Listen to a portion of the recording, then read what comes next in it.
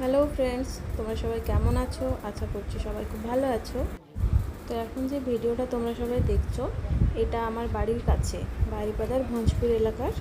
সেইখানে আজকে সকালবেলা এই বাঘটি বেরিয়েছে, আজকে 17 তারিখ। সকালবেলা হঠাৎ করে যখন এই বাঘটা বেরোয়, আমি অ্যাকচুয়ালি ওড়িশাতে নেই, তো খবরটা পেয়েছিলাম আর কি, তো ততটা বিশ্বাস হয়েছিল না। কিন্তু তারপরে যখন জানলাম যে হ্যাঁ কনফার্ম, তো তারপরে কিছু ভিডিও পাই আর কি, পাওয়ার পরে মনে হলো তোমাদের সবার সাথে শেয়ার করি, সেই কারণেই শেয়ার করলাম। এতদিন ফোনে ভিডিওতে দেখতাম এখানে ওখানে বাঘ বেরোচ্ছে, কিন্তু নিজের এলাকায় এভাবে বাঘ বেরোবে কোনো দিন ভাবতেই পারিনি। তো যাই হোক, বাঘটি বেরিয়েছিল বুড়িখামারি স্কুলে, যেখানে আমি ছোটোবেলায় পড়েছি আর কি। তো সেখানে বেরোনোর পর বাঘটি কোনো রকমভাবে পালিয়ে যায়, তো আরেকজনের বাড়ির গলির মতো একটা ছিল, সেখানে গিয়ে লুকিয়ে থাকে। ফরেস্ট অফিসের লোকেরা আসে, ওখানে শ্যুট করে দুবার, তারপরে জ্ঞান হারায়, তারপরে ওরা ওখান থেকে বাঘটিকে উদ্ধার করে আর কি।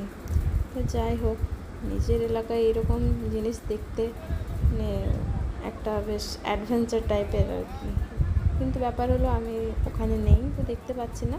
ক্লিপগুলো আমি পেয়েছি আমার বন্ধুদের কাছ থেকে বা রিলেটিভের কাছ থেকে।